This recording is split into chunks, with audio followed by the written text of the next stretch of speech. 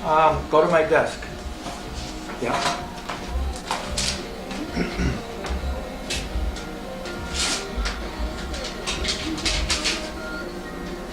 Hey, good morning. Welcome to New England. Welcome to Wesson Firearms. It's good to see you. It's good to see you. I hope you have a good visit down through the plant.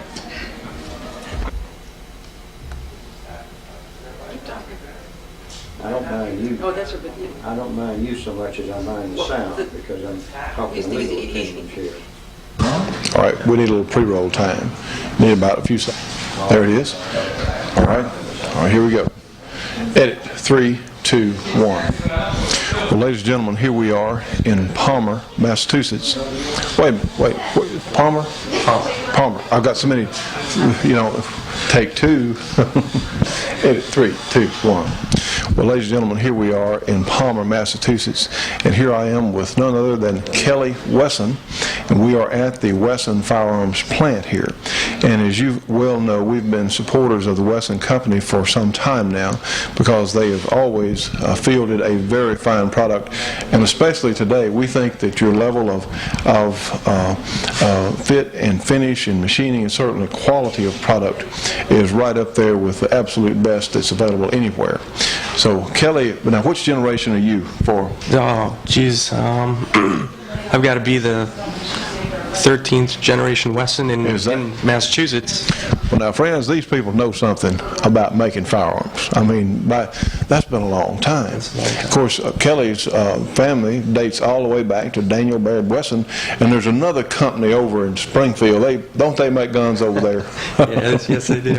But this is such a unique area. We're up here this weekend for the Gold meeting, and we're going to be meeting and talking to certainly some of our Shootin' Show viewers and some of our gun club members, and we appreciate so much them taking the time to let us go through the factory. I think that a lot of you are really going to enjoy seeing how the Wesson guns are made.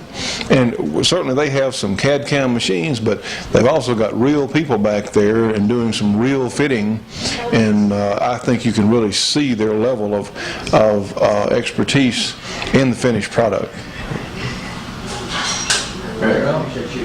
And we're out. Good. You just press the red button again. Did I press it again? Press it again, and we're still rolling. That's all right. Just press it again. It'll quit. That's right. That's press record. It again, Johnny? I'll move one side of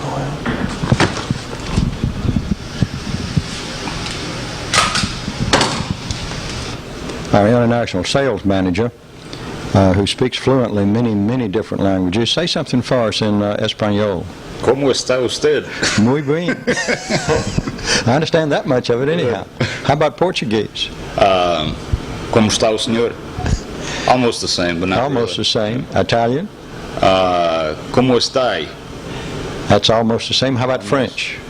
¿Cómo allez-vous? Now that's totally different.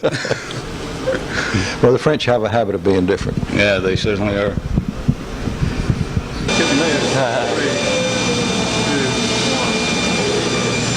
Here we are, we're over here at the polishing department at Wesson Firearms, and we were talking about earlier the handwork that goes into these guns, and this is an example of it. These guys are handwork in the frames to get the perfect finish so that when they get blued in the bluing tanks, they get that deep blue shine to them. There's a lot of handwork that goes into these. They do it step by step, and if it's not right, they stick with it until they get the finish that they want.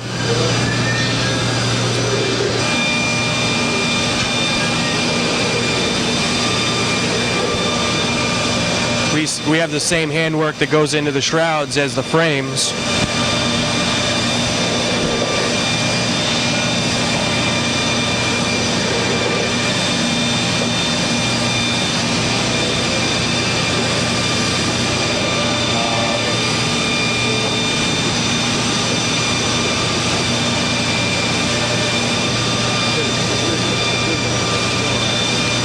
The polish on the frames and the shrouds are so important, because if you don't get the frame or the shroud as shiny as you can, all those little marks are going to show up in the bluing. In order to get that deep blue shine that we're looking for,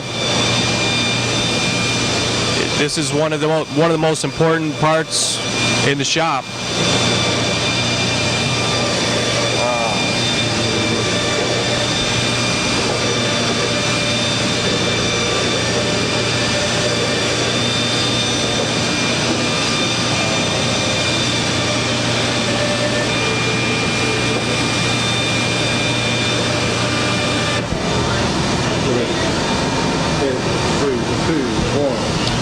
Over here, after the guns are polished and they get that bright finish, they have to clean off all of the buffing compounds before they go into the bluing tank.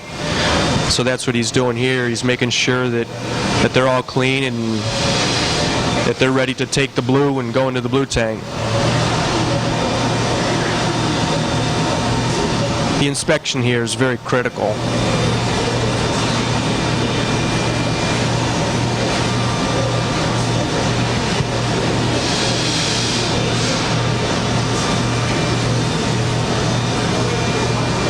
How long will you keep the frame in, say that solution here, how long will that? 35, 40 minutes?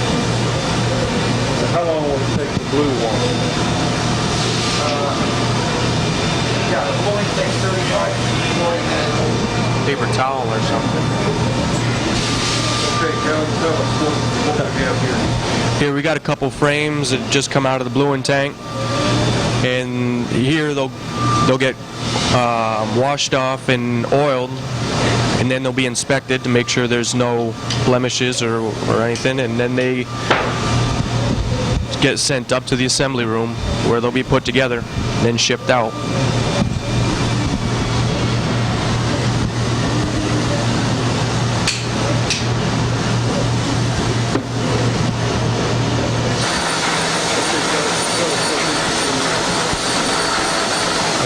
Okay, over here we have our Roby saws. These are cut-off saws. The one on the far end is our cylinder stock. That's what it starts out as, one long bar.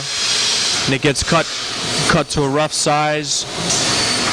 And then they move on later in the processes with the lathes and the drills and all. And here we have the cut-off saw cutting bolts for the guns.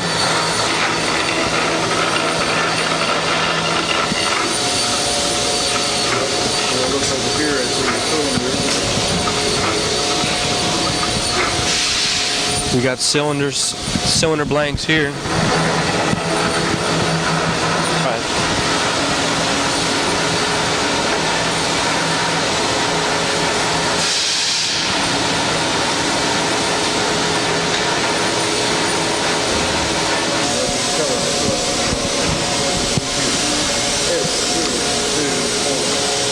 Over here we have our gun drills. Over here they drill the hole out of the center of the barrel stock, and they also do the shrouds also. Drill the hole out.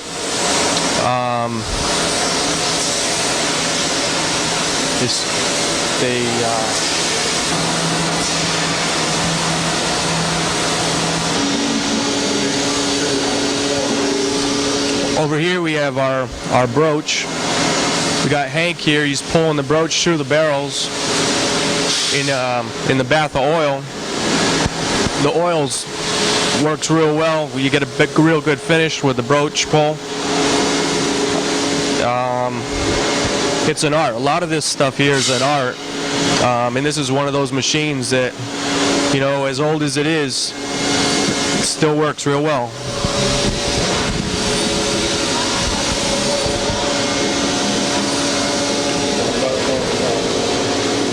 Okay, we get the bar stock in. It's all solid bars of stock. And this is crane stock right here. It goes from here over to the Roby saws where they cut it off. But this is how the gun starts. This is the beginning of the cylinders and the small parts that we have. And this is where it all begins, right here.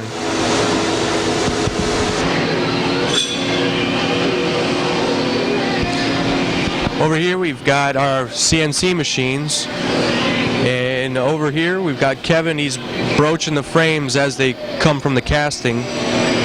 We get the castings in, the raw casting. He takes them, broaches the frame window, so we have an accurate size.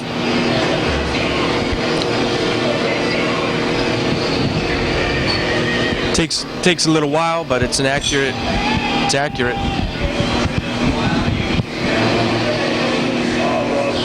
The frames will go from there, and then they'll go onto these CNC machines to get milled out.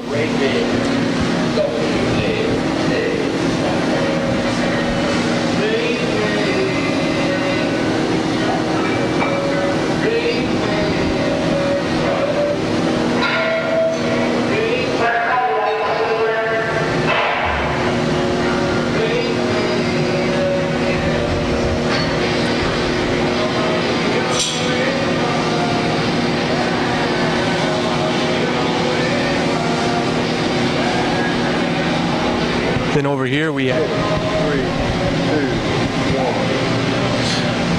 got our CNC lathe over here. We got this piece not too long ago, and it's incredibly accurate. And this takes the rough cylinder blanks that we saw over at the Roby saws when they get cut off, and then it turns both ends and drills the center hole. They go from that machine to this blue machine right here, which is a CNC vertical miller, and this drills the holes, the chambers, and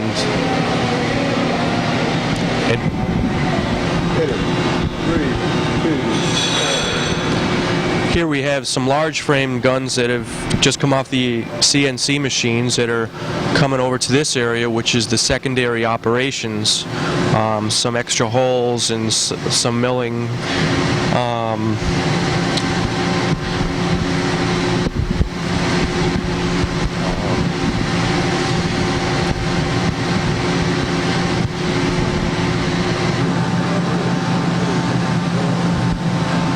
Over here we've got the small parts department.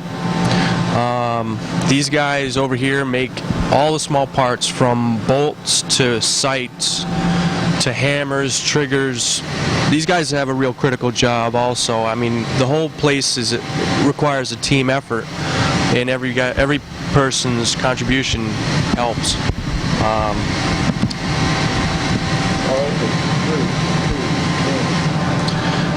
Well, over here, nobody's here right now, but everyone went to lunch. Everybody's got to eat lunch, got to keep these guys going. So that's why there's nobody around here right now. But I'll tell you what, 12:30 comes around, they'll be back to working as hard as they were before lunch. Over here is the shroud department. Over here they take the all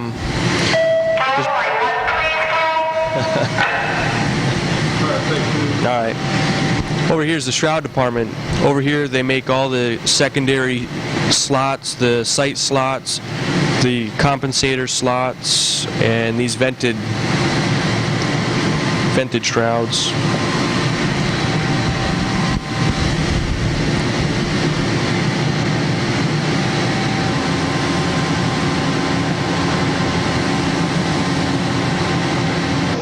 Fully on what's about to happen. 3, 2, 1. We're now in the assembly room where the guns have just come back from the polishing room, and these guys here, this is where they fit all the internal parts, and each guy sticks with that gun until each guy sticks with each gun until it's fit to the perfection that we require. Then they go from here and they go into the range right over here, and they get test fired, and then they get put into the shipping room that we'll go to next. 3, 2, 1. Here we got some of the used cases that we took out of from the test firing. They'll sit here, and then we'll get to count them up and box them and either reload them or sell them. friends, this is their test tunnel. They have an on-site test facility where they can actually shoot the guns. Of course, due to government regulation, it has to be behind this plexiglass screen here.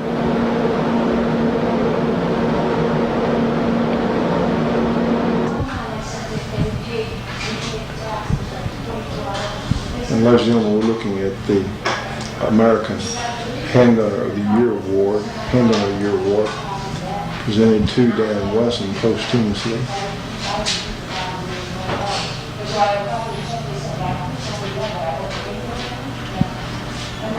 Of course, here eating his lunch is a pretty outstanding handgunner himself, Judge Scott.